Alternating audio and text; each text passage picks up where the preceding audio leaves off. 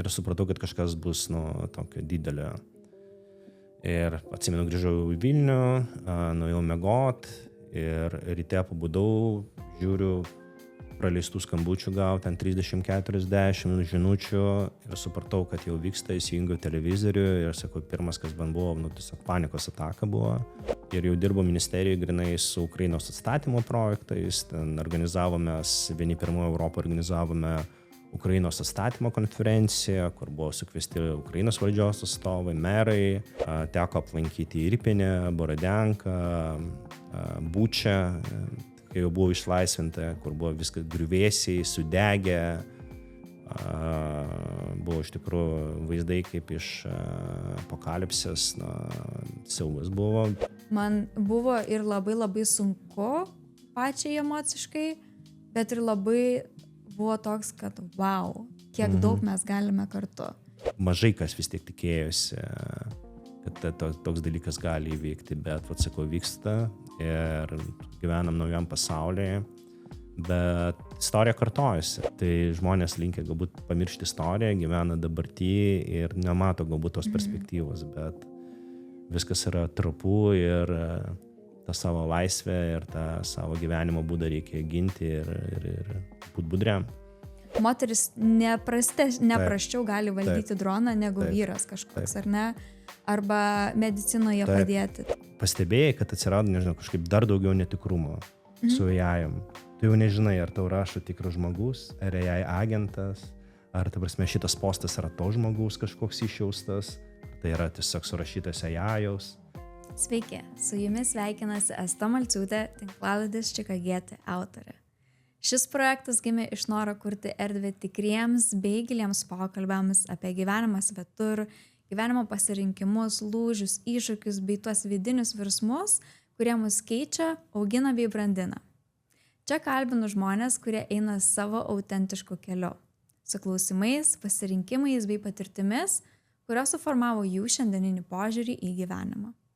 Tinklalaidės tikslas yra, kad klausydamėsi pasidalintų istorijų, nuomonių bei patirčių atpažintumėte ir patys save. Galbūt sustotumėte, giliau susimastytumėte ir pajaustumėte įkvėpimą žengti žingsnį geresnio bei sąmoningesnio gyvenimo link.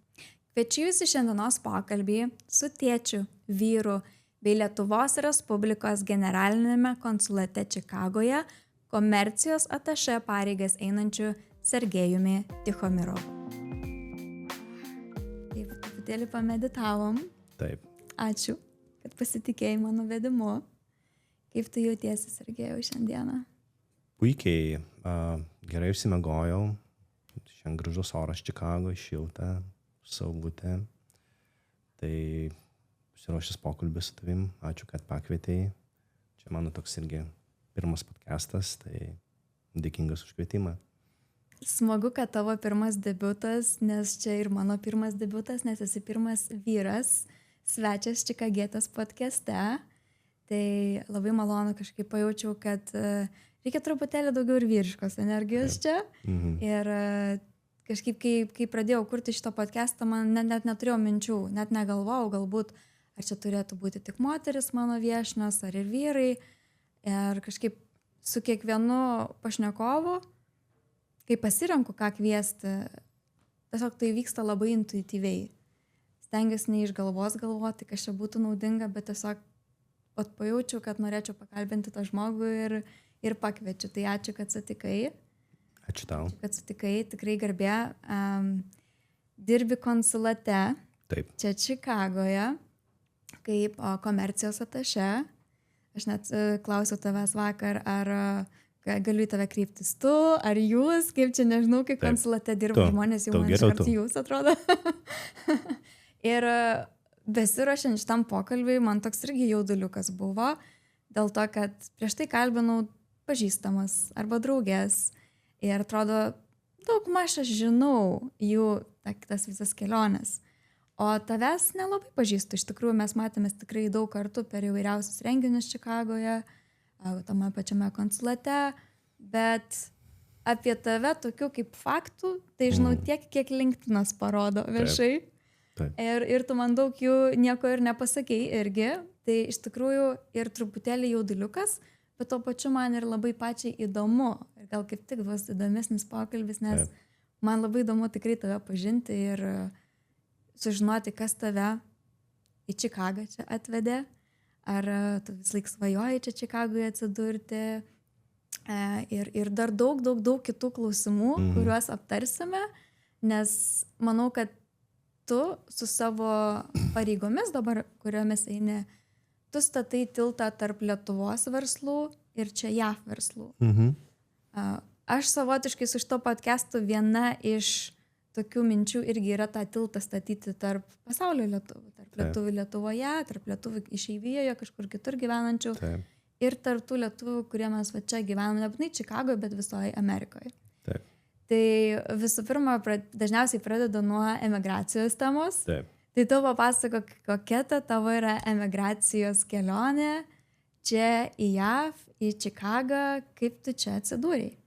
Jo, tai istorija mano prasidėjo prieš 4 metus.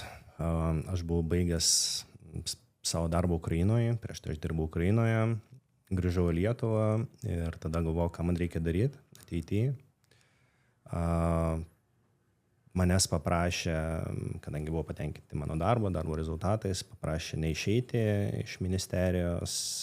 Aš likau ministerijoje ir atsirado galimybė dalyvauti konkurse. Tuo metu buvo keli konkursai ir aš galvojau, kad aš noriu išvažiuoti, žinau tiksliai, kur aš noriu išvažiuoti. Aš norėjau išvažiuoti į Tokiją, į Japoniją. Ir aš labai intensyviai ruošiausi tam konkursui, daug skaičiau, jau mintimis galvojau, kad gal pavyks tą konkursą laimėti ir išvažiuoti. Žiūrėjau Akiros Kurosavos filmus, skaičiau knygas apie Japoniją, bet gavosi taip, kad viena iš komisijos narių, jinai turėjo skubiai išvykti į komandiruotę, todėl šitą konkursą nukėlė. Ir aš buvau užsirašęs į Tokiją ir Čikagą. Ir kadangi Tokiją nukėlė, aš turėjau dalyvauti tam konkursui, kuris vyko į Čikagą, ir aš laimėjau konkursą, nors tam konkursui netaip rašiausi, laimėjau konkursą į Čikagą. Ir tiesą pasakius, aš nesigailiu, kad aš atvažiavau į Čikagą, ne į Tokiją, nes iš tikrųjų čia įvyko daug nuostabių dalykų šitame mieste. Čia gimė mano dukra, čia susipažinau su daugybė įdomių žmonių, pažinau Ameriką. Amerika, nežinau, mano galva, yra viena nuostabiausių šalių, inovacijų kalvė, skirtingų žmonių kalvė.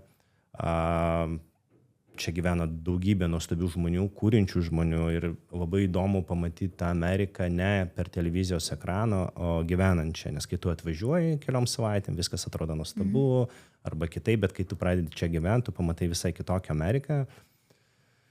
Ir vietomis jinai galbūt netgi žavesnė, negu kad tu galvoji, vietomis jinai galbūt biškį tave nustebina, bet netgi praleidęs jau 4 metus Amerikoje ir išvažiuodamas iš jos, aš manau, kad čia galima dar likti dar 10 mečių ir dar sužinoti daugybę naujų ir įdomių dalykų.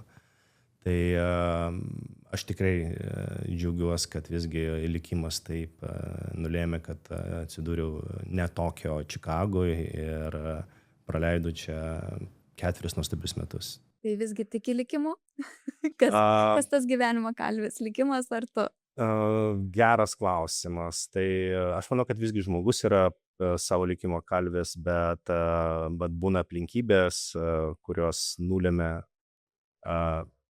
tam tikrus procesus, tam tikrus žingsnius ir tu tiesiog turi laviruoti, susiduri su naujom situacijom, susiduri su naujom aplinkybėm, jau nuo tavęs priklauso, kaip tu pasuksi, kokiu keliu tu pasuksi. Tai aš be abejo galėjau nedalyvauti tam konkursui į Čikagą ir laukti, kada įvyks tas konkursas į Tokiją, bet aš buvau gerai apgalvojęs ir nusprendžiau, kad visgi noriu aš į Čikagą, noriu aš į Ameriką. Man tiesiog Amerika atrodė sudėtingesnė, reikalaujanti galbūt kažkokių kitų įgūdžių. Aš galbūt galvoju, kad aš galbūt turiu daugiau įgūdžių, kurie būtų pravertę man Japonijai, bet galiausiai viskas gavosi taip, kaip gavosi ir tikrai aš dėl to tikrai džiaugiuosi.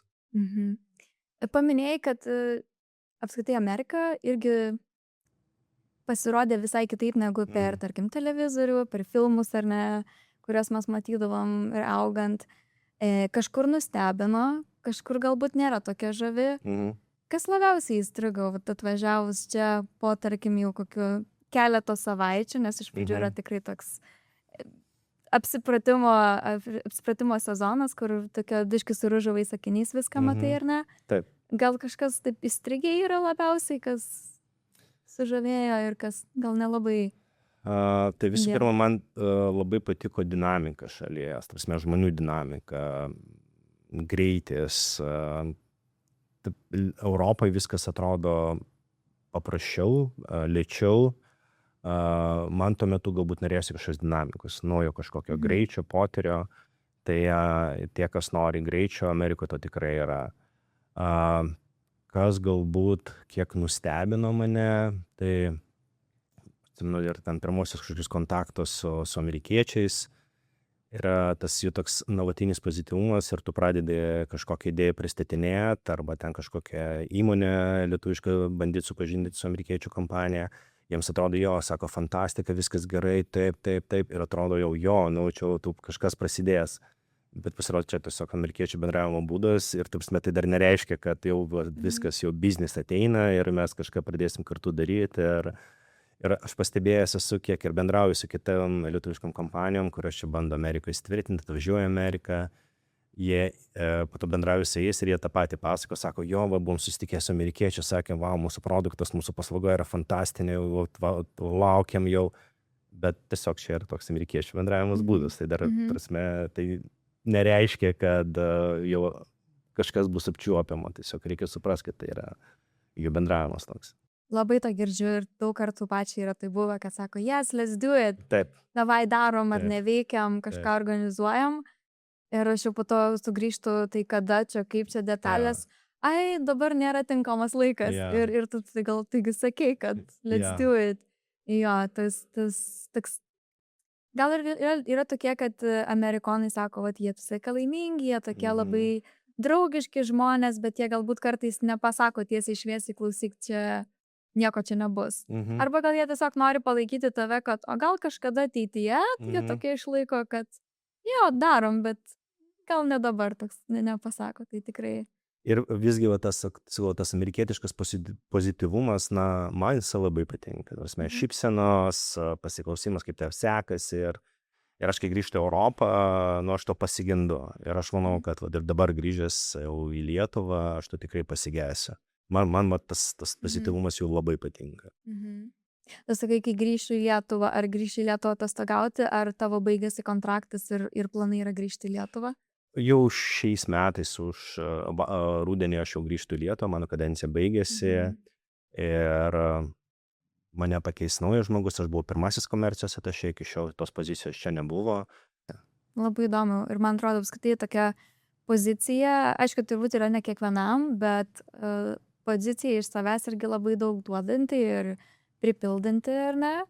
Galbūt gali papasakoti truputėlį, apie ką yra tas komercijos atašė darbas, apie ką yra tos pareigos, kokios yra atsakomybės, kaip atrodo to vadina truputėlį, kaip tu ten tą tiltą visgi statai tarp Lietuvos ir Amerikos verslų. Tai komercijos atašė, mes kaip komercijos atašė, mes esam sudėtinė Team Lithuania komandos nariai. Aš mėgstu labai pabrėžti su komandos žmogus, mes iš tikrųjų turim nuostabią komandą. Mes turim dar 2 komercijos atašė, yra mano kolegė Dovilė New York'e, yra mano kolega Andrius Los Andžele. Mes turim diplomatus ekonomistus, kurie yra taip pat ir Čikagoje, Los Andžele, New York'e, Vašingtone. Turim žemės ūkio atašė, mūsų diplomatinio atstovybių vadovai, ambasadorius. Mes visi esam Team Lithuania komandos nariai. Ir mūsų tikslas yra statyti tiltus tarp Lietuvos ir Amerikos verslo tiltus, ekonomikos tiltus, padėti mūsų prekių ir paslaugų eksportuotojams ateiti į Amerikos rinką, gauti naudingų kontaktų, užmegzti ryšius, traukti Amerikos investicijas į Lietuvą, palaikyti kontaktą su jau investavusim į Lietuvą įmonėm, traukti Amerikos turistus, kas yra irgi labai svarbu, organizuoti iniciatyvas, kurios skatintų bendradarbiavimą tarp universitetų, inovacijų srityje. Tai yra pakankamai toks platus darbų baras ir labai džiugu, kad visgi mes jau turim, tos pajėgos yra didesnės. Aš kaip komercijos atašė, kuris yra čia Čikagoje, esu atsakingas už 25 valstijas, kad suprast. 25 valstijos, kurių bendras BVP yra 11,7 trilijonų dolerių. Ta prasme, tai yra milžiniški skaičiai, ta prasme. Tai ir tenka ir bendrauti su tom pačiom amerikietiškom kompanijom, kurios jau yra investavusios Lietuvoje. Turbūt geriausias rodiklis tai, kad mes esam geri ir kad mums iš tikrųjų šauniai sekasi, yra tai, kad tos pačios kompanijos, kurios jau yra investavusios Lietuvoje, jos plečiasi ir vyksta daug plėtros procesų. Tai ten koks Hollisteris, kuris čia Illinois valstijoje yra, ten nuvažiuoja pas juos, jie ten pačiais gražiausiais žodžiais apibūdina mūsų darbuotojus, darbštus yra, bet čia žodžiai yra žodžiai. Bet kai jau vyksta darbai konkretus, kai vyksta plėtros procesai ir samdo naujus žmonės, tai yra geriausias indikatorius, kad mes tikrai gerai pavarom. Smagu, kad taip apie lietuvius atsiliepia iš tikrųjų. Taip. Tai truputėlį pakalbėjau apie savo darbą. Aš dar norėčiau sugrįžti, tu paminėjai pradžioje, kad tu dirbai Ukrainoje prieš atvažiuojant į Čikagą, ar ne? Ir pagal LinkedIną suprantu, kad tavo buvo tos pačios pareigos, ar ne? Taip. Komercijos atašė. Gal gali truputėlį papasakoti,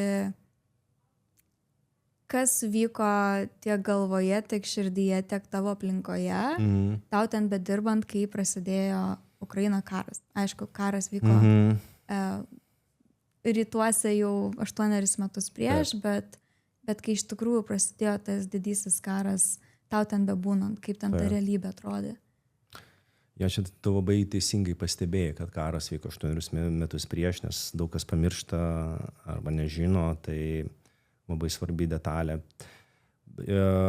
Aš kažkaip atsimenu 21 metų ruduo, spalio, lapkritis mėnuo, kai Rusijos pajėgos pradėjo pratybas, pradėjo daugti karius ir prasidėjo daugybė signalų ir iš Amerikos, kad panašu, kad Rusija ruošiasi kariauti su Ukraina. Ir kažkaip man buvo toks vidinis nerimas, bet, sakau, kalbėjausi daugybė specialistų ir žmonių ir, sakau, nuomonės buvo labai skirtingos. Niekas negalėjo patikėti, kad 21 amžiui gali vykti didžiulis karas su raketom Europoje, su bombardavimais ir kažkaip visi galvoja, aš netgi sakyčiau, dauguma žmonių, netgi toj pačioj Ukrainai galvoja, kad čia kažkokie žaidimai galbūt vyksta, bet negali būti karas. Nebent ten galbūt Donbasą rusai žengs ir bandys Donbasą užimti, bet nieks negalvoja, kad Kyivą bombarduos arba kitus miestus bombarduos. Bet kai jau pradėjo Rusijos pajėgas vežti kraują, tai jau buvo panašu, kad Rusija ruošiasi įžengti. Aš atsimenu, aš tada buvau 5 ar 6 dienos prieš karą buvo išsiųstas į Lietuvą. Aš važiuoju į Lietuvą. Kelionį dar mačiau, kaip įvyko Kremlių spektaklis dėl Donbaso ir Luhansko srities ten pripažinimo. Ir supratau, kad kažkas bus tokio didelio. Ir atsimenu, grįžau į Vilnių, nuėjau miegot ir ryte pabudau, žiūriu, praleistų skambučių gau, ten 30-40 žinučių ir supratau, kad jau vyksta, įsijungiau televizorių ir sakau, pirmas, kas man buvo, tiesiog panikos ataka buvo. Išgąsčio buvo daug ir tiesiog, ką aš pradėjau daryti, tai kadangi aš buvau atvykęs į Vilnių su tuo metu dar mano draugė, mano būsima žmona, tai mes pasiteiravom, ar kaip tai mūsų artimieji žmonės Ukrainoje, tai jie buvo saugus, bet irgi buvo daug išgąsčio ir jau buvo, rusai žygiavo iš Baltarusijos link Kyjivo, buvo signalo, tai, bet jie nenorėjo išvykti iš Ukrainos, ką mes pradėjom daryti, mes tiesiog pradėjom, ką aš pradėjau daryti. Tai aš tiesiog pasiėmiau telefoną ir ten, kas man rašė, draugai, artimieji, kažkiek pagalbos prašymai, tai tiesiog pradėjau, kai kurie žmonės prašė padėti juos išvežti, tai bandė organizuoti kažkokį transportą. Po to atsirado žmonės, kurie prašė perduoti kažkokias racijas, tai organizavai kažkokią logistiką, tai bandėjai padėti su tuo. Po to aš pasiprašiau ministrės, kadangi aš buvau išsiųstas į Lietuvą, aš paprašiau ministrės, kad mane grąžintų į Ukrainą. Tuo metu Lietuvos ambasada buvo perkelta į Lvivą. Aš paprašiau, kad mane grąžintų, kadangi turėjau didžiulę mašiną, tokį džipą. Tai aš grįžau į Lvivą ir tiesiog per pasienį vežiau žmonės, iš Ukrainos žmonės išveždavau, kadangi pas mane buvo diplomatiniai numeriai, o iš Lenkijos ar man pakraudavo automobiliai, ten nežinau, kažkokie daiktai, kurie buvo reikalingi Ukrainai ir aš veždavau tiesiog su mašina važinėdavau ir buvau toks, nežinau, logistas. Tai kai jau atvažiavau į Lvivą, tai kažkaip buvo taip ramiau. Padėjom ir mūsų piliečiams iš ten išvažiuoti, nes buvo daug piliečių strigusi mūsų. Taip, čia buvo pagrindinis mūsų prioritetas išvežti lietuvius iš Ukrainos. Tai toks pirmas mėnuo buvo labai sudėtingas, emociškai sudėtingas, bet kažkaip po to taip susinormalizavo. Po to aš grįžau, baigėsi mano kaip tik sutartis, baigėsi balandžio mėnesį, aš grįžau į Lietuvą ir jau dirbau ministerijoje grinai su Ukrainos atstatymo projektais. Ten vieni pirmųjų Europoje organizavome Ukrainos atstatymo konferenciją, kur buvo sukviesti Ukrainos valdžios atstovai, merai. Nors karas vyko, mums buvo svarbu parodyti, nepaisant to, kad karas vyksta, mes Ukrainą palaikysim, mes padėsim atstatyti Ukrainą. Ir su tuometinė ministerijos vadovybė važiavom ir į Ukrainą, sutikinėjom tuo metu su ministrais ir su dabartiniu krašto apsaugos ministru Mikhailo Fiodorovu, jisai tuo metu buvo skaitmenizacijos ministras. Atsirinkom kelis objektus, kuriuos Lietuva buvo įsipareigojusi renovuoti, atstatyti. Teko aplankyti Irpinę, Borodenką, Bučią, kai jau buvo išlaisvinta, kur buvo viskas griuvėsiai, sudegę. Buvo iš tikrųjų vaizdai kaip iš apokalipsės, siaubas buvo. Bet, sakau, dabar neperseniausiai buvau grįžęs, jau dabar visos tos vietos atstatytos ir su mūsų pagalba. Tai ir tada kažkaip aš ir supratau, kad viskas su Ukraina bus gerai. Ukraina laimės šitą karą. Aš neturėjau jokių abejonių dėl to, nes buvo pirmosios dienos, buvo neaišku, kaip čia viskas pasibaigs ir Europai buvo tokios nerimo nuotaikos, visi nežinojo, kas čia bus, nes buvo pranešimai, kad Kyjivas kris per 3 dienas ir taip toliau. Bet Kyjivas atsilaikė ir aš dabar neturiu jokių abejonių, kad Ukraina laimės šitą karą ir galiausiai visos teritorijos bus atsiimtos ir išlaisvintos. Wow, toks, jaučiu, kad labai daug tokių ir sunkių emocijų yra apie šitą temą. Aš net pati, tu pradėjai pasakoti, kad kai išgirdai, būdamas Lietuvoje per televizorių ir žinučių tiek daug žmonių prirašyta, kad net panikos ataka buvo. Man būnant čia Amerikoje ir aš net nepažįstu asmeniškai nieko, kas Ukrainoje buvo tuo metu, bet buvo labai sunku emociškai net susitvarkyti ir žiūri, ir kai pradėjo žmonės dėti į socialinės medijas, ypač ten įvairiausiai ir vaikai negyvi, ir rūsiuose kažkur sulindę žmonės. Labai sunku ir emociškai, ir atrodo, kai ir nori padėti, ir negali, ir man atrodo, kad labai smagu, kad lietuviai, aišku, Lietuvoje irgi išsigandom, nes mes turim tą kaimyną tokį nelabai draugišką. Ir čia aišku turbūt būtų, kad čia Lietuva būtų tas kitas žingsnis, kur jie norėtų išsiplėsti. Bet smagu buvo matyti man, kaip mes lietuviai susivienijom kaip tauta ir kas galėjo maišus rūbelių dėjo ar ten patalinių, kas galėjo pinigėliais prisidėjo. Tikrai labai daug ir Čikagos lietuvių ir kompanijų prisidėjo ir tikrai dideliam sumom.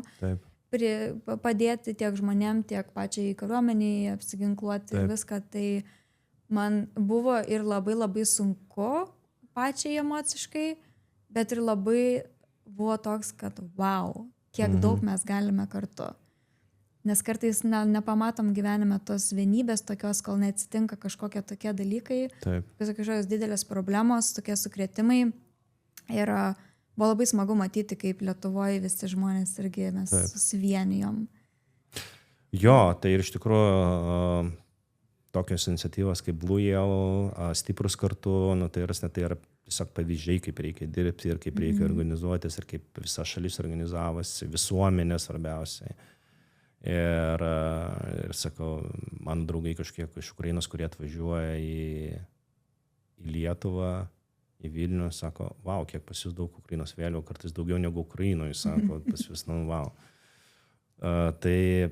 Bet sakau, vėlgi svarbu pabrėžti, kad ta panikos ataka tai buvo labiau ne tai, kad kažkokia baimė, tai buvo labiau piktis, toks piktis ir galbūt piktis toks, kad nežinai, ką daryti, nori padėti, bet nežinai, ką daryti ir kažką bandai improvizuoti, bet čia natūralu turbūt, kai žmonės ne iki galo tam pasiruošę, nes turbūt mažai kas vis tiek tikėjosi, kad toks dalykas gali įvykti, bet, sakau, vyksta ir gyvenam naujam pasaulyje, bet istorija kartojasi. Daugelis žmonių, jeigu paimti kažkokių žmonių atsiminimus po pirmo pasaulinio karo, tai visi kalbėjo, kad jau po pirmo pasaulinio karo žmonėje pasimokė, jokių karų daugiau nebus, jau tikrai negali būti 20 amžių po pirmo pasaulinio karo kažkokių karų ir mes matom, kaip viskas pasibaigė antro pasauliniu karu.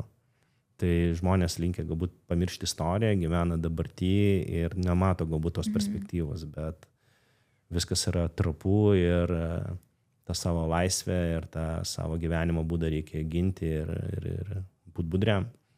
Galbūt ypač mūsų karta užaugo, nematė karų, ar ne? Taip. Mūsų tam regione ir taip atrodo kažkaip visi sąmoningėjom, pasaulis, norisi vienas kitam gėrio ir kaip čia dabar, argi čia dabar važiuos kažkas su tankais per žmonės ir šaudys. Tiesiog kaip tu pats pradžioje sakai, net nesitikėjo, galvoja čia pagąsdinimai.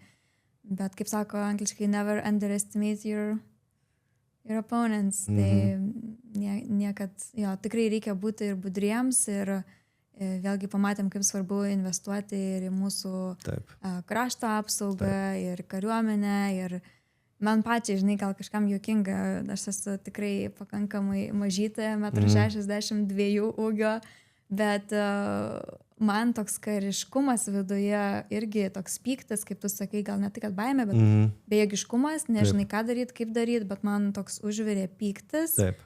Ir galvoju, jeigu dabar į Lietuvą bus, aš gal grįšiu, ginsiu, bet ką aš galiu daryti, toks labai užvirė ir kiti, ne, aš tai tikrai negrįžčiau, bet man toks užvirė pyktis ir toks patriotiškumas įsijungia, kurio aš niekada gyvenime nebuvau anksčiau jautusi.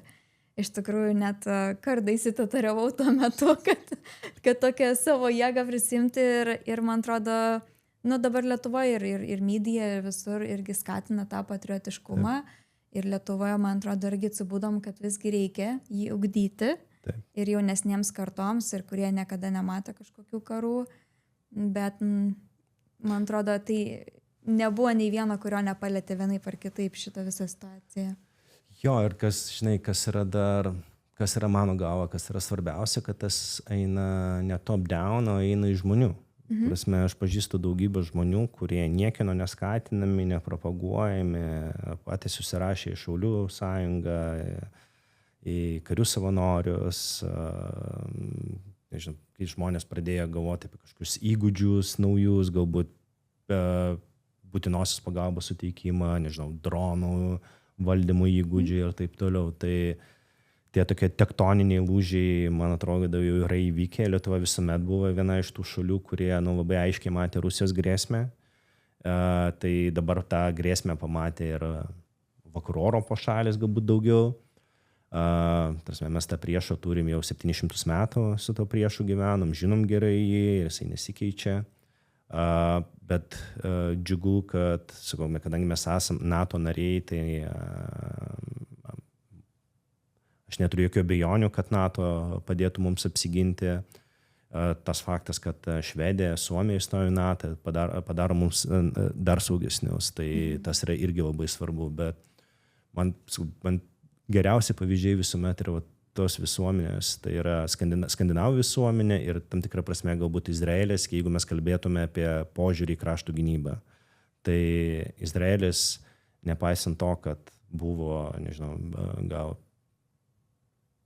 20-30 kartų mažesnis negu jo kaimynai prieš 50 metų apsigynė nuo tų šalių, tai mes turim irgi suprasti, koks mūsų kaimynas ir 3 dalykai, ką mes turėtume labiausiai, mano galva, investuoti yra krašto gynyba, konkurencingumo didinimas ir švietimas. Nes švietimas tiesiogiai siejasi ir su tavo sąmoningumo, grėsmių supratimu, kiek tu atsparus esi propagandai.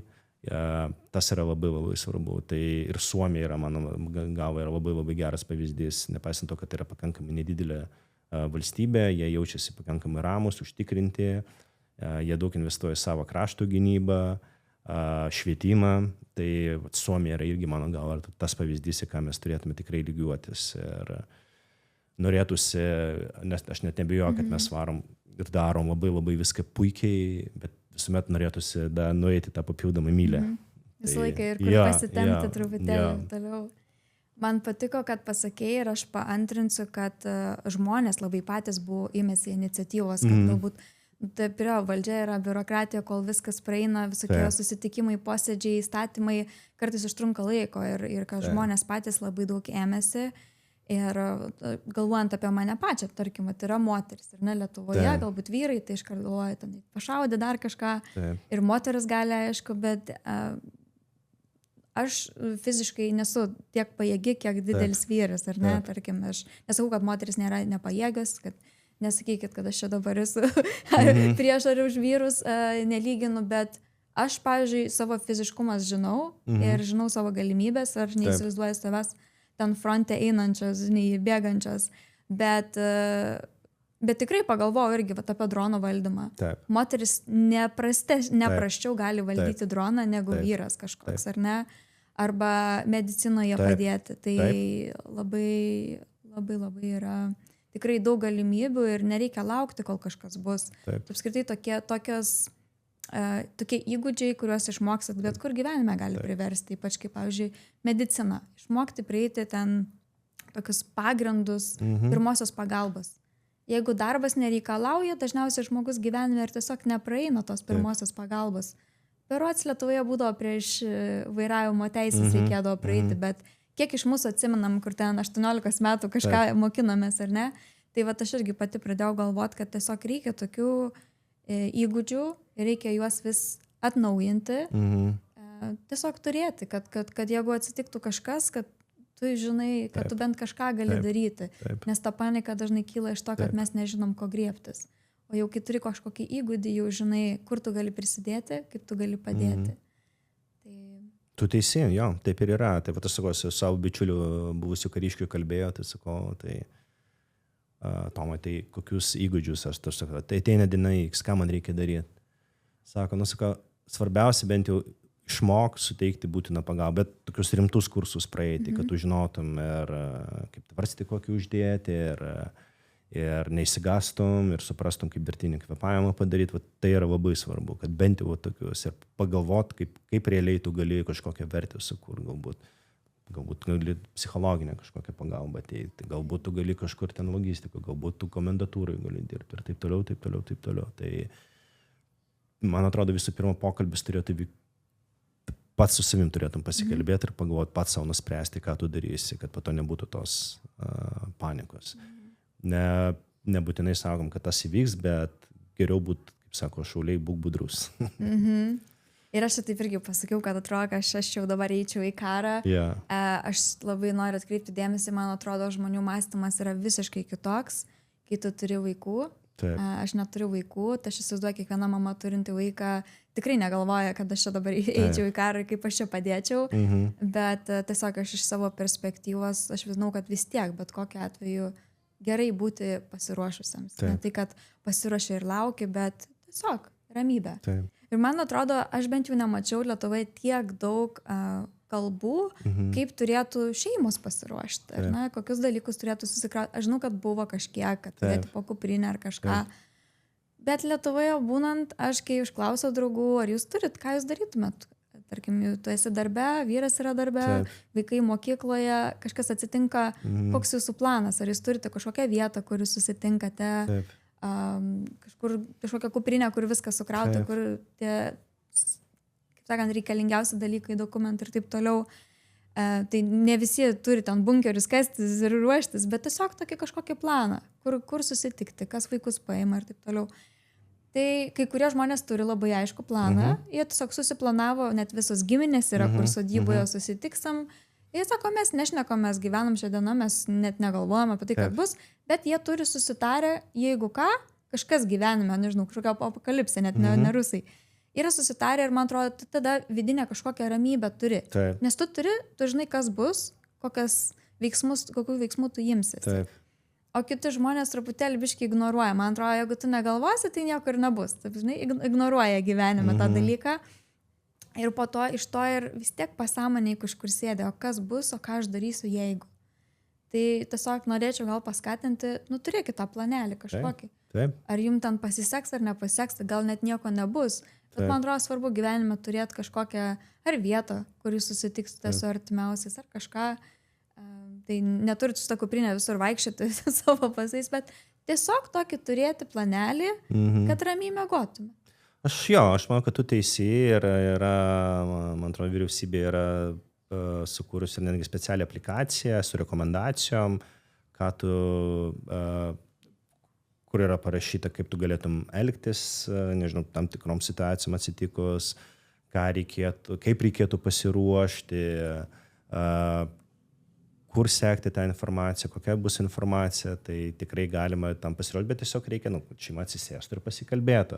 Bet žmonės visi yra žmonės, kai kurie galbūt nenori apie tai galvoti, kai kurie galbūt galvoja, kad to niekada nebus, bet iš tikrųjų pasiruošimas yra gerai. Geriau, kaip pasakė vienas klasikas, blogas planas yra geriau negu jokio plano, tai čia yra faktas. Tai pakalbėjom truputėlį apie tokius pasiruošimus ir įvairiausias situacijas, bet norėčiau dar sugrįžti prie pareigų, kurias tu eini čia Čikagoje, komercijos atašė. Minėjai apie tą tiltą, kurį statai, apie verslus.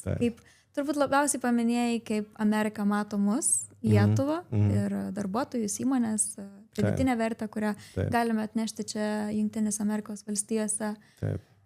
Papasakok pats tu, kaip dabar, kaip savo pareigose, ar su kokiomis kompanijomis, su kokiais lietuvių verslais jūs daugiausia dirbate, kokie daugiausiai kreipiasi, ar tai yra startuoliai, mažesni verslai, ar tai jau yra brandus verslai, mūsų unicornai tokie kaip Vintedas, kuris ne per seniausiai atėjo irgi į Amerikos rinką.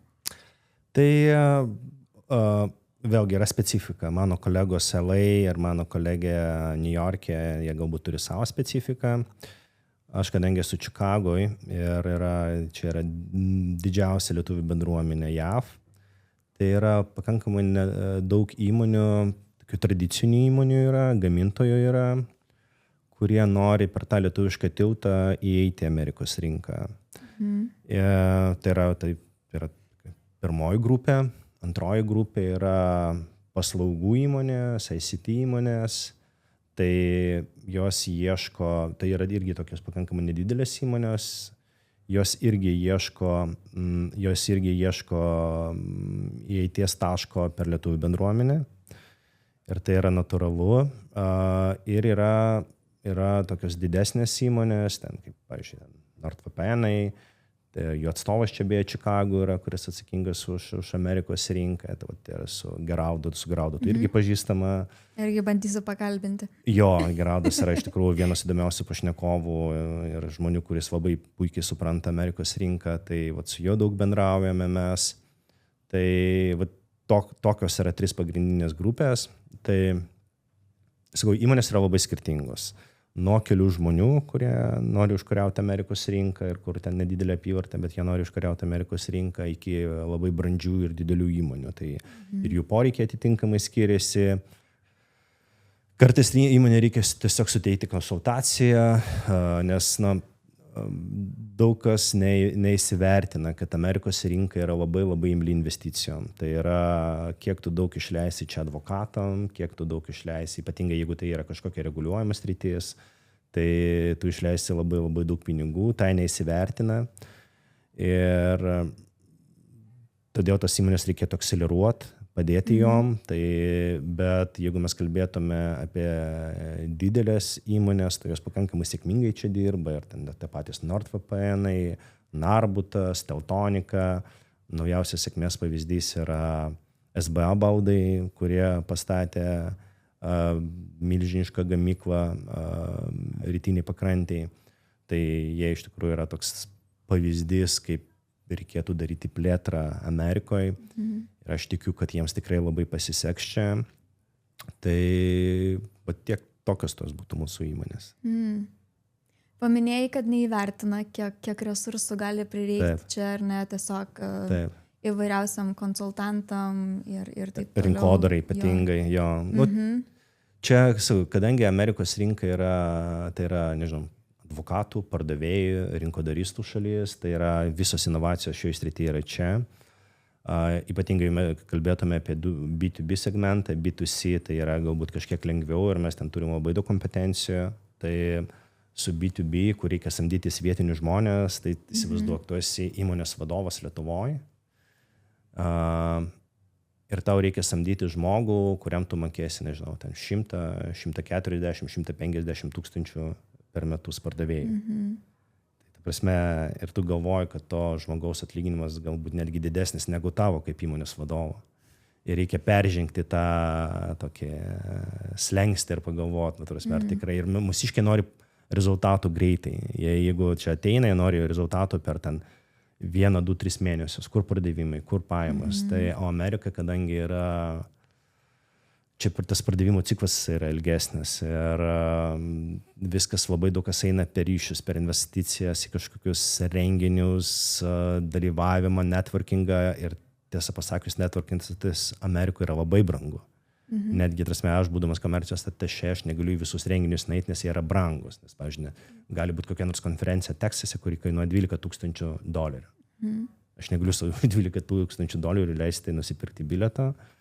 Bet tai yra natūralu ir tiesiog galbūt mūsų įmonės galbūt ne iki galo įsivertina, kiek tas viskas kainuoja, kokia čia yra konkurencinė aplinka. Ir vėlgi, tie metodai, kas veikia Europoje, čia neveikia. Čia yra, čia reikia visai kitokių įgūdžių, čia reikia visai kitokių galbūt žmonių. Bet sėkmės pavyzdžių turime labai daug ir iš tokių įmonių visų pirma, tie, kurie ateina, aš netgi rekomenduočiau jiems pasikalbėti su tom įmonėms, kurios jau čia sėkmingai veikia. Su ta pačia Teltonika, Narbutu, SBA. SBA verslo modelis galbūt biškai kitoks yra. Bet su tom lietuviškom kompanijom, kurios čia įsitvirtina ir su jom pasikalbėti. Ir vėlgi rekomenduočiau nuo Čikagos pradėti, jeigu realiai kas nors nori pradėti nuo Čikagos, kadangi yra lietuvių bendruomenė. Aš kažkada bendravau su kolego Airiu, kuris yra irgi komercijos atašė Airijos. Tai sako, mums labai lengva, kadangi Amerikoje yra 40 milijonų airių kilmės piliečių, tai mums yra labai lengva, mums visus durys atsidaro. Ir čia daugybė, ir kitų šalių atstovai dažniausiai stengiasi eiti per savo bendruomenės, per savo kanalus ir tas dažniausiai duoda daugiau. Tai kaip suprantu, dažniausiai lietuviški verslai kontaktuoja čia Čikagos bendruomenę, nei kažkur kitur Amerikoje, nes čia yra mūsų tikrai tas didžiausia grupė ir gerai, kad dabar ir turim tave atstovą, ar ne, kuris gali sujungti ir padėti. Jo, be abejo, čia yra daugiau tokios logistikos labai daug specializacijos. Tai logistika dabar išgyvena galbūt ne pačius geriausius laikus po visų COVID-ų, tai rinka biškiai apsivalo. Ir vėlgi, tie sprendimai, galbūt su kuriais ateina mūsų galbūt tos pačios IT kompanijos, tai čia jau yra daugmaž įdiegti, man atrodo. Ir plus vėlgi AI viską keičia labai stipriai. Čia atskira tema galėtų būti. Tiesiog tu matai, kaip, nežinau, mėnesiais viskas keičiasi ir tu kalbi su įmonėm. Ir tu, kai kalbi su žmogum ir sako, žinai, mes paėmėme AI ir tas žmogus dabar padaro ten 3-4 kartus daugiau, o mūsų geriausias programuotojas padaro 10 kartų daugiau negu tiesiog taip rašydamas kodą. Tai pagalvoju, kur link viskas eina ir tai aš manau, kad šitoj srity mes tikrai turėtume didinti savo kažkokį vertės pasiūlymą, gerinti jį. Ir mūsų ekonomikos inovacijų ministerija labai aktyviai ties tuo dabar dirba, inovacijų agentūra. Mes norime sukurti vieną pirmųjų AI sandboxų Europos Sąjungoje, kad Amerikos kompanijos galėtų ateiti ir išbandyti savo produktus, savo paslaugos Lietuvoje. Tai tas modelis iki galo neišdirbtas, vyksta konsultacijos su įmonėm ir su kolegom iš Invest Lithuania, neperseniausiai kalbėjom su tokiam amerikietiškom kompanijom kaip Canva, Indeed, jos domisi, joms įdomu. Tai aš tikiu, kad šitoj srity Lietuva tikrai turėtų, nežinau, dėti pastangas ir būti ant bangos, o ne atsidurti pabanga. Tai čia mūsų turėtų būti vienas svarbiausių prioritetų ir džiugu, kad ir ministerija, ir vyriausybė, ir atsakingi pareigūnai Lietuvoje tą supranta ir dirba ties tuo. Tu paminėjai, kadangi jau paminėjai AI, dirbtinį intelektą, kaip tu pats jį pritaikai savo kasdieniniam gyvenime, galbūt darbe netgi? Taip. Ar kokius įrankius naudoji, kaip pritaikai, truputėlį pasidalink, nes žinau, kad tu domiesi tuo labai irgi. Tai darbe, kadangi pas mus kadangi mes esame valstybės tarnautojai ir mes esame labai stipriai priboti dėl saugumo reikalavimų, kas liečia kompiuterius ir ką mes ten galim dėkti, ko negalim. Tai yra tokie baziniai kažkokie, galbūt kažkokios užduotis, kažkokie draftai, galbūt padaryti greit kažkokį reziumė, dar kažkas. Bet aš asmeniškai pats tiesiog eksperimentuoju savo asmeniniam kompiuterį, turiu ten Cloud, Coworką, turiu mokamos versijos, ten Gemini ir ChatGPT, Perplexity AI. Tai tiesiog bandai eksperimentuoti ir, nežinau, vos ne kurti kažkokius eksperimentinius modulius, tarsi kažkokią verslą, ar ten jie tavo darbuotojai, bandai kurti agentus. Tai tiesiog yra, kadangi daug labai tokio triukšmo, dar bandai atskirti, kur iš tikrųjų yra triukšmas, o kur yra signalas. Tai svarbiausia, man atrodo, galbūt netgi bandyti nepasimesti tam triukšme, išsigryninti, galbūt paimti kažkokius kelis įrankius ir tiesiog į gilį eiti su tais įrankiais. Tiesiog įsivaizduoti, kad tu esi vadovas, nežinau, kažkoks sugalvoti, kad tu esi vadovas ir tu turi darbuotojų. Ir tiesiog duoti jiems užduotis. Tai darbe galbūt mažiau aš naudoju, nes dėl saugumo reikalavimo, bet asmenim gyvenime ir tokius eksperimentuose tai tikrai pakankamai daug tiesiog bandai įgūdžius savo įgūdžius kažkokius stiprinti, nežinau, pasiimi kažkokią temą, tu gali tą temą tiesiog neskaityti, gali įmesti ir to padarys kaip kažkokį pokalbį ir tu gali klausytis to pokalbio kaip podcast'o kažkokio. Jeigu tu nenori skaityti kažkokią straipsnį, kažkokios temos, nežinau, tu nori kažką paskaitinėti, tu gali įmesti, tau iš karto sukarpo viską padaro ir tiesiog eksperimentuoju, daug eksperimentuoju ir kadangi yra daug to FOMO, tai tas FOMO ir pas mane yra. Tai, bet aš manau, čia pas visus yra daug yra to marketingo, daug yra to triukšmo. Neperseniausiai vasarą buvau susitikęs su buvusi kolega, kuris dabar ten Singapūre gyvena, dirba. Tai sako, Singapūras yra viena iš labiausiai išsivysčiusių šalių pasaulyje, bet sako, pas jos irgi nėra suvokimo iki galo, tai kaip aš galiu pritaikyti tą AI, irgi daug to FOMO yra ir tarp įmonių, ir tarp didžiulių kompanijų. Ir mes matom, kiek jau dabar istorija iškyla su visokiam haliucinacijom, bet taip, aplinka keičiasi ir neperseniausiai teko kalbėti su vienos tokios didelės Bostono teisės kontoros atstovių. Tai sakė, mes matom, kad mes jau negalėsim bilinti už valandas, mūsų modelis kažkaip turės keistis, nes tu nebegalėsi klientui pardavinėti valandų. Ir tu turi galvoti, kaip viskas keisis. Tarsi, kad po 5 metų bus daug kas pasikeitė, faktas. Tai ką mes galim daryti, tai tiesiog nuo to neatsilikti, kad nebūtume kaip mūsų, nežinau, tėvai ar seneliai, seneliai galbūt, kurie nemokėjo pultų naudotis, o tėvai, kurie nemokėjo interneto jungti. Tai būna tokių atvejų, tai nesinorėtų būti. Nes ateina ta jaunesnė karta, tai jie jau bus, ta prasme, jie su to gyvens, jie tai bus AI native, jiems bus yra labai lengva. Tai aš manau, ypatingai tiems žmonėms, kurie galbūt kuriam ne 20 metų, tai mes turėtume daug laiko skirti tam, nes mano galva tai yra tikrai ta disruptive innovation, kuri keis taip, kaip mes dirbam, kaip mąstom, kaip priiminėjom sprendimus. Tai... Labai įdomi tema, man irgi labai įdomu, kur tas nuves ir tas FOMO pas mane irgi yra. FOMO tai išsiverstų fear of missing out, baimė, kad tiesiog praleisi tą bangą, ar ne? Kaip daug čia tų bangų buvo ir kripto ir visokiausių. Ir viena iš prognozių yra tokia, kad kadangi tu minėjai, kad irgi valandų nebebus galima bilinti, nes tau užtruks daug mažiau laiko, tai viena iš prognozių yra tokių, kad žmonės turės daugiau laiko savo kažką daryti, kažką veikti, ilsėtis, kažkokiais hobiais užsiimti, kad mums nebereikės dirbti 40 valandų tų standartinių per savaitę. Nes tiesiog, ką tu darydavai visą dieną, galbūt tau užteks poros valandų tai padaryti vietoj 8 valandų. Su optimizacija kažkokia, su AI įrankiais. Ar iš vis galbūt tu tik prižiūrėsi tuos AI įrankius, kai jie patys tai darys.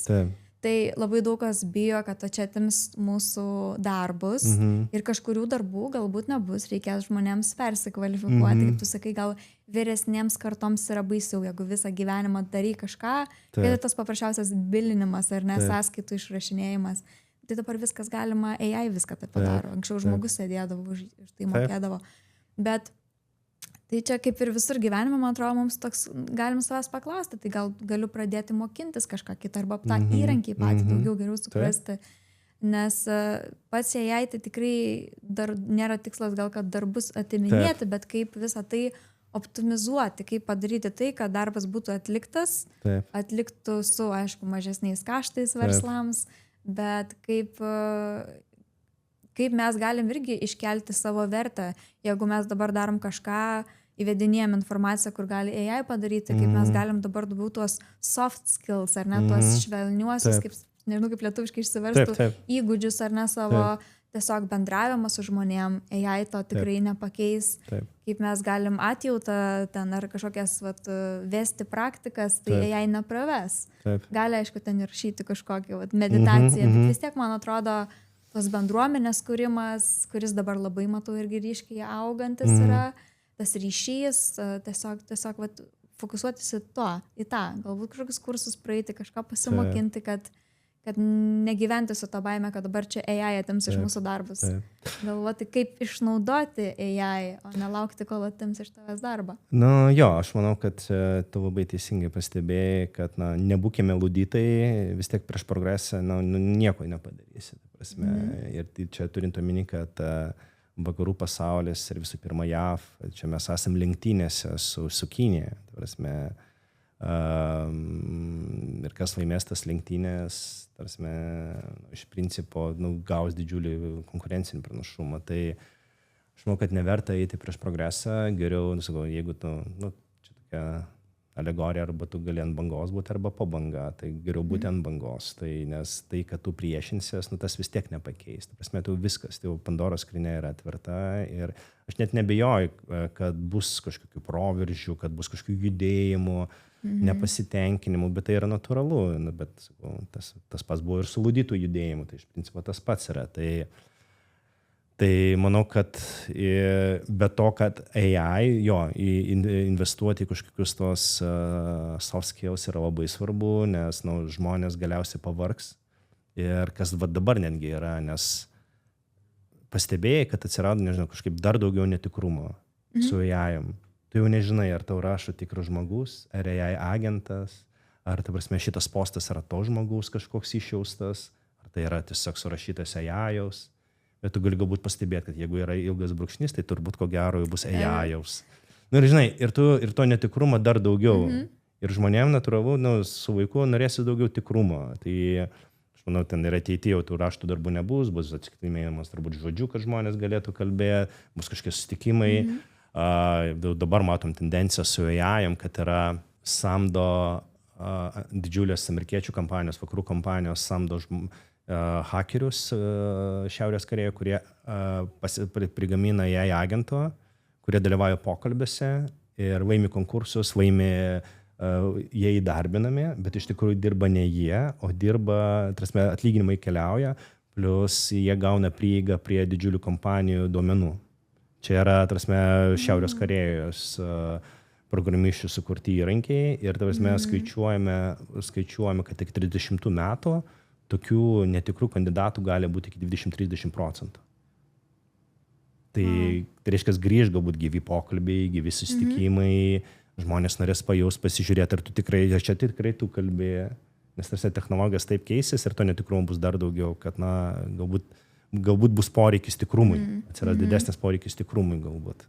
Aš vienu metu pati galvojau, aš neturiu kažkokių labai įgūdžių, tiesiog galvoju, mano tokie įgūdžiai labai daug yra soft, tas įgūdis irgi ir faciliteitinti kvėpavimo terapijas ir tokia terapija. Kažkaip galvoju, čia nėra kažkoks tai, kad įgūdis, kur jau programeris moka programuoti, kodą surašyti, toks labai tiesioginis. Taip.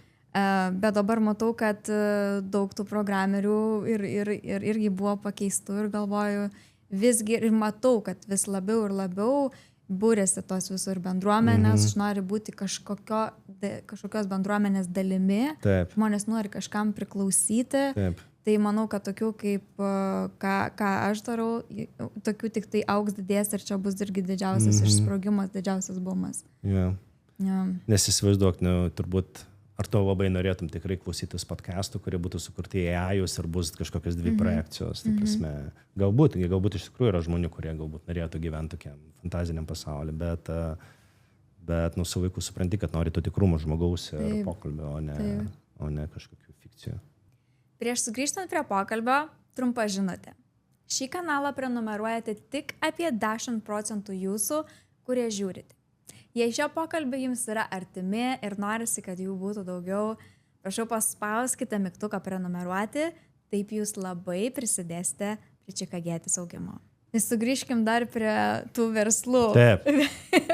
Sugrįžkim prie tų verslų ir man įdomu, aš užsirašiau iš tikrųjų tokį klausimą, kokie dažniausi kultūriniai skirtumai išryškėja tarp lietuviško ir amerikietiško verslo mąstymo? Ką tu pastebėjai, nes tu bendrauji tiek su žmonėm amerikonais versle, tiek su lietuviais, kurie nori čia plėstis ar pritraukti Amerikos kapitalą.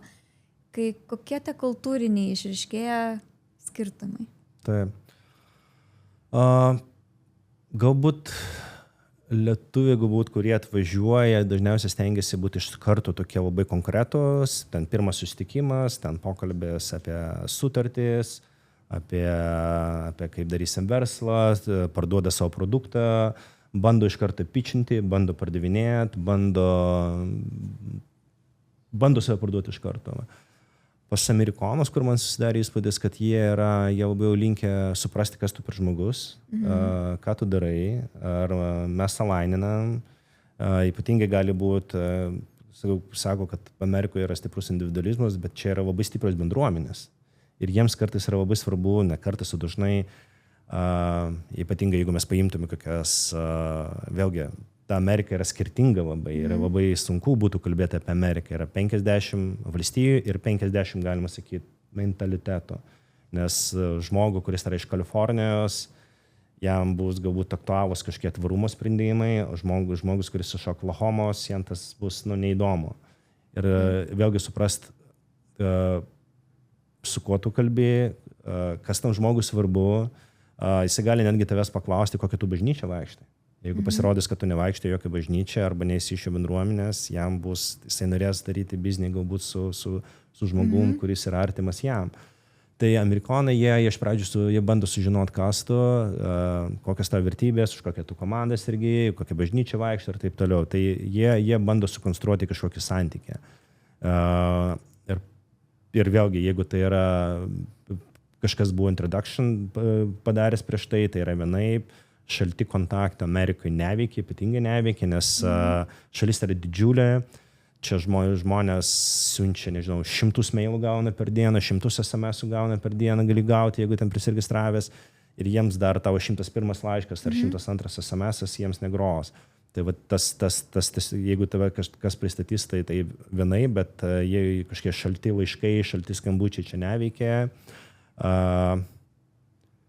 Tai aš sakyčiau, galbūt va tokie, galbūt mes esame tokie labai konkretus, norim čia ir dabar, greitai, konkrečiai, o amerikonai jisai pabandys sužinoti, kas tu ir apie ką tu. Mes tokie tiesiai prie reikalo einantis, o amerikonai vis tiek yra tas small talk. Jo. Jo neišvengsi, bet tas small talk gali būti apie nieką, bet jeigu tikslingai žmogus eina į susitikimą ir per tą small talk jisai sužinos vis tiek kažką apie tave. Tai tikrai, kaip sakydavo, aš atsimenu, kai čia važiuoju, sako, Lietuvoje tai viskas per pažintis. Čia irgi viskas per pažintis. Tave turi žmonės pažinti, kad tave įsileistų į savo, kaip sakai, ratą, į savo, norėtų su tavim verslą daryti. Tai galbūt lietuvių verslams įeinantiems, tai apskritai čia visiems reikia pasidaryti namų darbus, reikia sužinoti apie žmogų, kaip sakau, pasistokinti, kartais tu turi tą žmogų, ar į darbą einant netgi, galbūt žmogus, kuris tave klausinės, pasižiūrėk jo Instagramą, Facebooką, šiais laikais viską gali sužinoti. Ar ten turi šuniuką, aš irgi turiu šuniuką, gal galim kažką apie tai pajokauti. Turi skaityti aplinką, turi pasiruošti pokalbį, turi žinoti, irgi kažkiek gal atsispindi, jeigu yra socialinės erdvės vertybės žmonių, kurias tu gal kartais gali ir pritemti, jeigu ten nori jau labai ateiti Amerikos rinką. Gal neapsimesi, kad tu ten eini į tą ir tą baptistų bažnyčią, kaip sakant, gal kažkam ir bus ne, bet tiesiog turėti pasidomėti truputėlį ir nebėgti iškart su savo dokumentais, darom dylą. Nes matai, esmė yra kame, kad šiaip Amerikos rinka jinai yra didžiausia rinka, pelningiausia rinka. Ir šitoje rinkoje yra daugybė visokių mažų rinkų, čia tiek nišų yra, čia tiek gali daryti. Ir vat kas yra labai svarbu, kadangi lietuviai yra labai darbštus ir tie, kurie nepasiduoda ir neišeina ir išlaukia, svarbu išlaukti ir būti.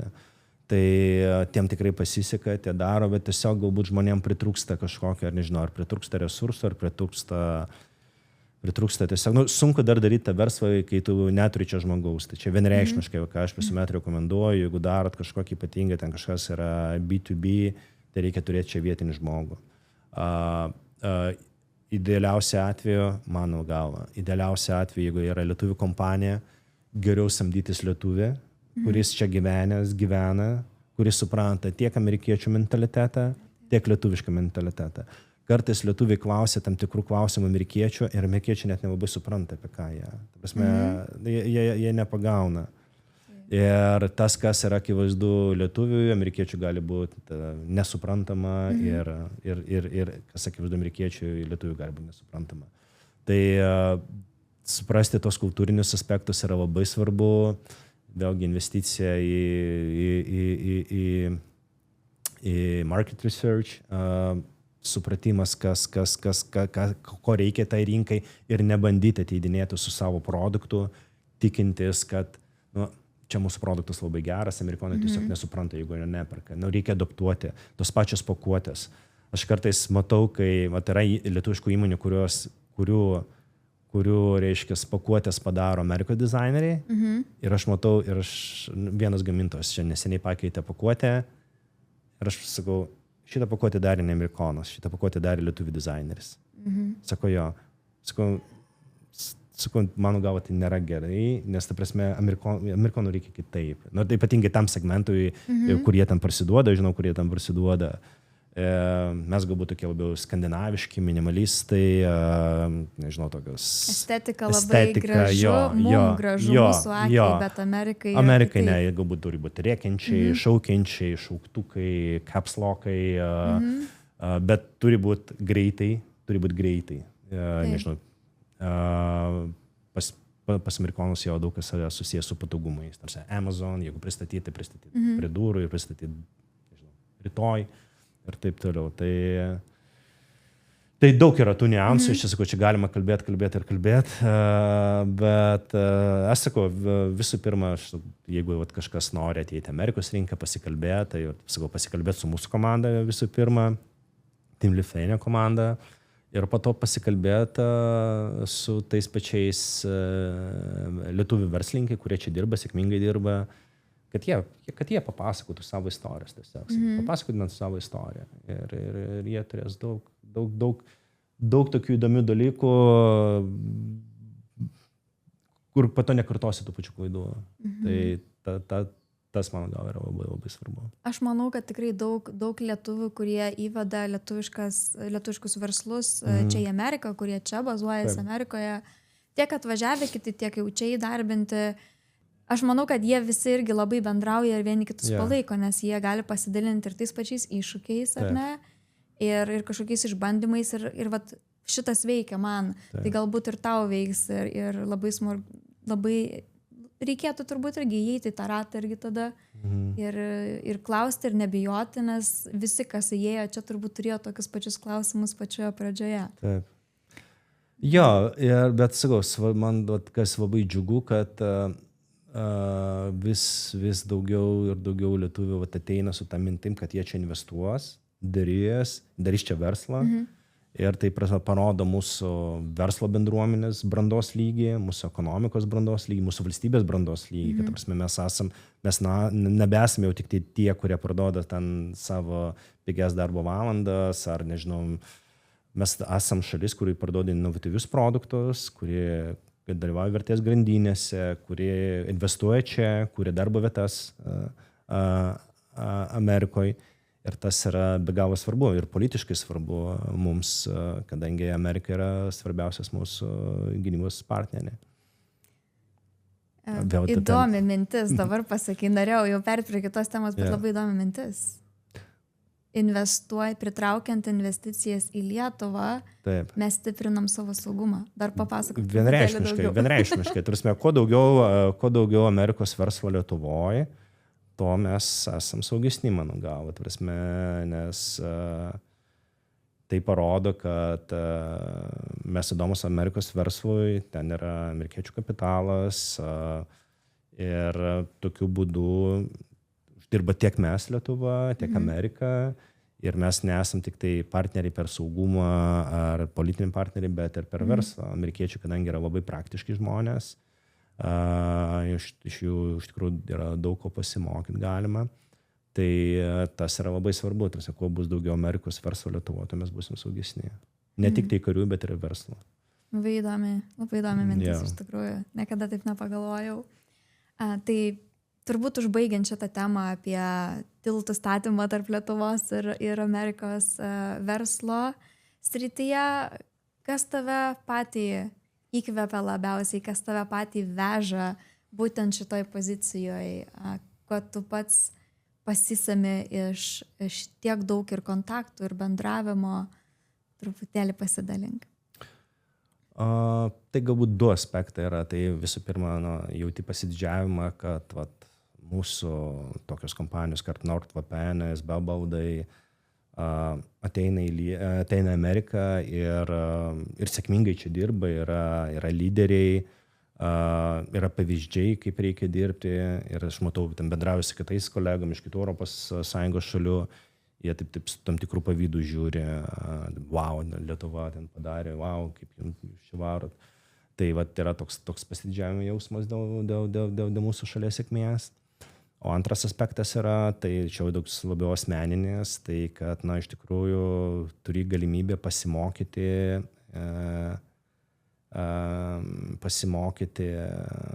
iš tų pačių amerikiečių, kaip jie dirba, kaip jie organizuoja, kaip pas juos viskas vyksta. Tai čia yra daugiau toks asmeninis ir aš manau, kad ateityje man tas labai pravers galbūt mano profesiniam gyvenime.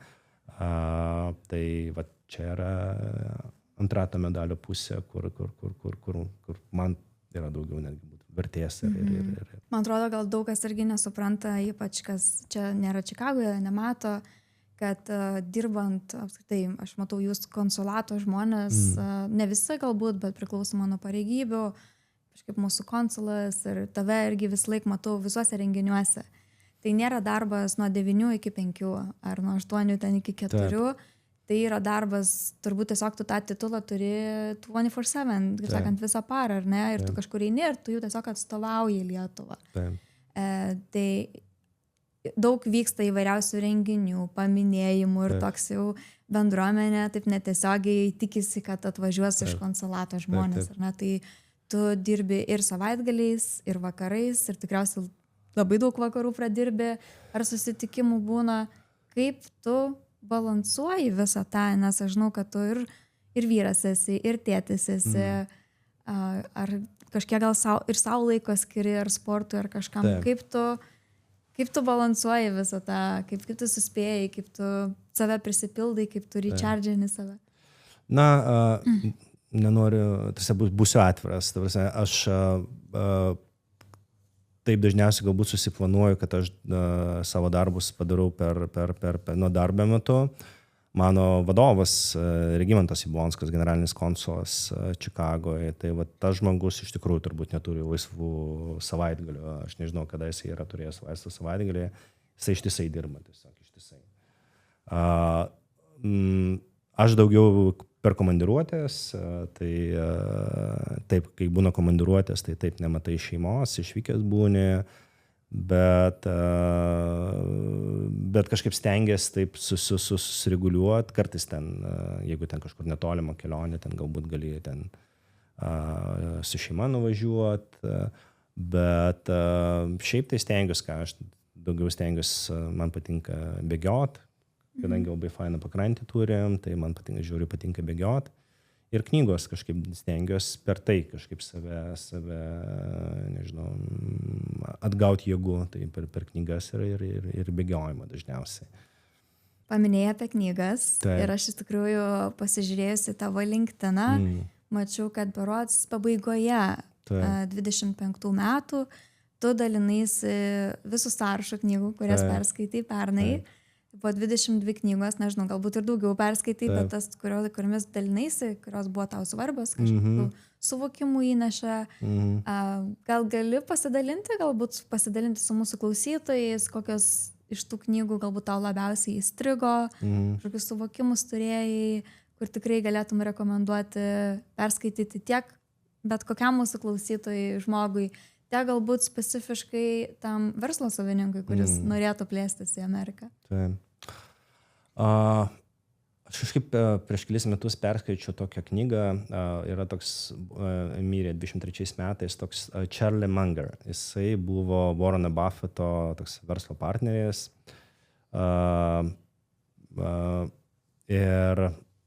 Bet kas man patinka, knyga vadinasi Per Charlie Almanac. Tai knyga yra daugiau toks rinkinys jo visokių minčių, kalbų.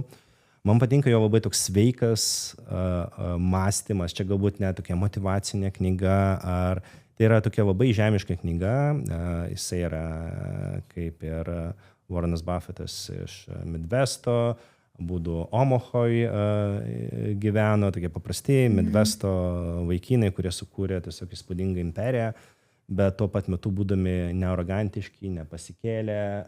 Charlie Mungeris labai daug skaitė, visą gyvenimą mokėsi, vis kažkokias naujas disciplinas bandė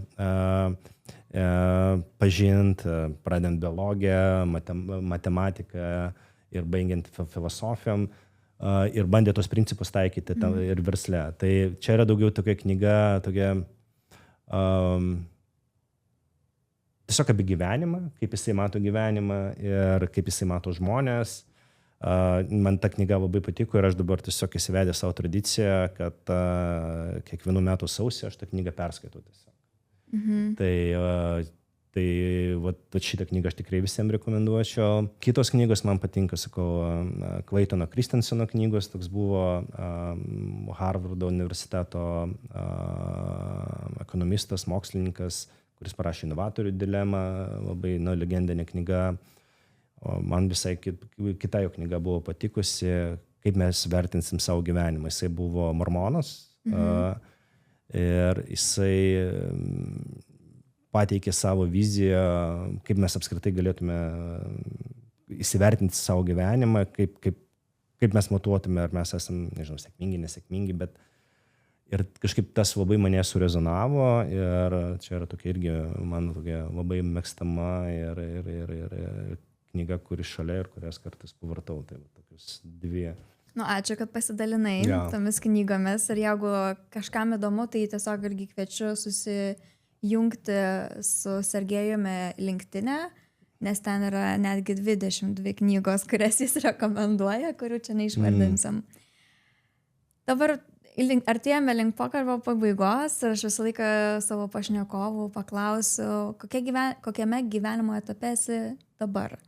Galbūt per kažkokius išbandymus eini, kažkokias pamokas gyvenimo, kaip jas naviguoji, tiesiog kas dabar vyksta tavo gyvenimą apskritai. Tai tu gali atsakyti tiek darbo, tiek asmeninėme.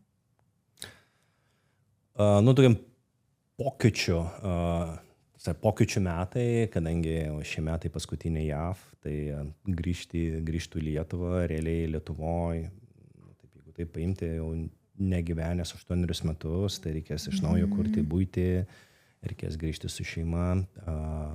Yra tokio džiaugsmo, kad pagaliau pamatysiu savo draugus, savo artimuosius, nes taip jauties labai labai nutolęs, nes galbūt netgi ne dėl atstumo, dėl laiko skirtumo, pati turbūt supranti, tu galbūt nori paskambinti savo draugom vakare, jie ten miega, jie tau nori paskambinti, tu dirbi, tai džiaugiuosi labai dėl to, kad pagaliau pavyks būti arčiau savo draugų, savo šeimos, savo artimųjų. Pavyks grįžti į Lietuvą, kuri yra dar labiau pasikeitusi, dar labiau klestinti, dar labiau subrendusi. O pats irgi jaučiuosi subrendęs, pats jaučiuosi gavęs daug vertingų žinių, supratimo čia Amerikoje ir aš neabejoju, kad šią žinias, kažkokius įgūdžius man pavyks pritaikyti Lietuvoje arba kur aš be atsidurčiau. Net neabejoju, kad tiek čia, tiek Ukrainoje, būdamas tose pačiose pareigose, tikrai daug ir iš verslo pasaulio pasiėmė įvairiausių pamokų ir Lietuva tikrai yra labai pasikeitusi ir labai greitai keičiasi, man atrodo, per paskutinius 10 metų. Tai net nebejoju, kad atsidursi vėl ten, kaip ir čia Čikagoje kažkaip ir likimas ir gal pats planai tave čia atvedė, tai net nebejoju, kad ir Lietuva tai bus ir kad ir kur beatsidurtum organizacijoje kažkokioje ir veikloje, aš manau, kad tu visur būsi dovana aplinkai, nes tikrai esi labai žingeidus, esi labai komunikabilus ir man atrodo tą visą išmintį, patirtį, kurią įgyjai čia Amerikoje, tikrai žmonės Lietuvoje įvertins. Ačiū, man malonu girdėti. Džiaugsiuos galėdamas prisidėti bent kažkiek prie Lietuvos sėkmės. Taip, labai jaučiasi tas noras, kad ne tik dėl savęs, bet tos Lietuvos. Tai tikras valstybės tarnautojas, pavyzdinis. Tai ar yra kažkas, ko galbūt tikėjasi, kad aš paklausiu, bet aš nepaklausiu, ar mes tiesiog kažkur pokalbis kitur nuėjo, ką dar norėtum? Kažkaip, man atrodo, viskas labai organiškai gavosi. Labai, man kažkaip irgi visai patiko. Aptariam temas apie karo pasiruošimą, kur net negyvenime neplanavom. Labai super. Jeigu mūsų klausytojas galėtų išsinešti tik vieną mintį iš šio mūsų pokalbio, kaip manai, kuri mintis būtų tau svarbiausia, kurią mintį norėtum, kad klausytas išsineštų, nes tau jinai yra svarbiausia? Kažin, turbūt pagalvot, kokį pokytį jisai galėtų padaryti, nežinau, pradedant nuo savęs, nuo savo aplinkos, nežinau, Lietuvos, valstybės, kuriuose gyvena, bendruomenės. Ta prasme, visų pirma, turbūt pradėti nuo savęs reikėtų. Tai aš kažkaip visuomet stengiuosi būti kažkokioj dinamikoje, neužsibūti kažkokioj balutėj. Tai aš manau, kad tas yra turbūt svarbu, galvoti apie pokyčius, nebijoti tų pokyčių, nes kažkaip, man atrodo,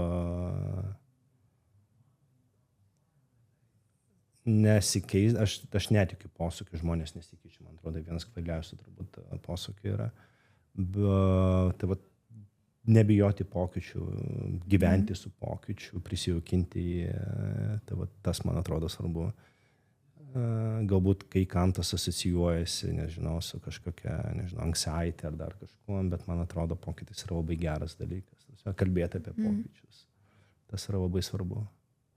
Manau, ypač šiandieniniam pasaulyje, kai pasaulis yra toks greitas, tiek daug visko keičiasi, mes, kaip minėjom, yra tas FOMO, ne fear of missing out, mes net nebespėjom viską sužiūrėti, tai bandyti įsikipti vieną, ar kad, bet tai praeitais laikais buvo geriau, tai tu tik pats savo sunkiau pasidarai gyvenimą. Jo, reikia nebandyti kontroliuoti gyvenimo ir pokyčių gyvenime, bet ir pačiam irgi keistis, kaip tu gražiai pasakei, pradėti nuo savęs, nuo vidaus, kas savęs paklausti galbūt, kas man jau nebeveikia, kas man dabar galbūt nebetinka, ką toleravau anksčiau, ko nebenoriu toleruoti, kaip norėčiau, galbūt kokių įgūdžių norėčiau įgyti, ar kažką naują išmokti. Mes kažkaip einam į mokyklą 12 metų, ar ne, po to universitetus, kiek ten kokius laipsnius, kas gavom ir viskas, atrodo, mokslai baigėsi, bet mes galim augti ir tobulėti ir keistis ir vienintelis dalykas, kas yra tikrai užtikrintas šitam pasauly, kad jisai kis ir pokyčiai vyks. Taip. Ir žemė toliau suksis, daug dieve. Taip, labai gražiai pasakei, labai. Tai mes šį kartą neturim giveaway, kaip darydavom, neturim dovanos, kurią mes čia dabar padovanosim, bet mes kviečiam labai komentuoti, mes kviečiam užduoti klausimus. Jeigu dar kažkokių klausimų turite, ar man, ar Sergėjui, ir verslo klausimų, tai komentuokit, prašom komentuokit, kas patiko. Šis pokalbis buvo kitoks. Visų pirma, turėjau vyro pašnekovą, turėjau žmogų, kurį mažiausiai pažįstu. Palėtėm tokias temas, gal mažiau apie saviugdą ir vidinės kelionės, bet tikrai daugiau ar apie verslą ir apie Lietuvą ir kokie mes lietuviai esam galingi ir talentingi ir kaip mūsų čia visur reikia. Ir mes tikrai galim labai daug pasiekti ir nereikia apsilimituoti save tik Lietuvą ir Europą ir Amerikoje čia tikrai yra galimybė, ar ne. Tai komentuokit, ar patiko tokios temos, ar norėtumėte daugiau iš verslo žmonių. Man asmeniškai tai labai patiko, labai patinka irgi įvairiai. Čia šitas pirmas sezonas bandau suprasti irgi, kokios temos tas įdomesnės. Ir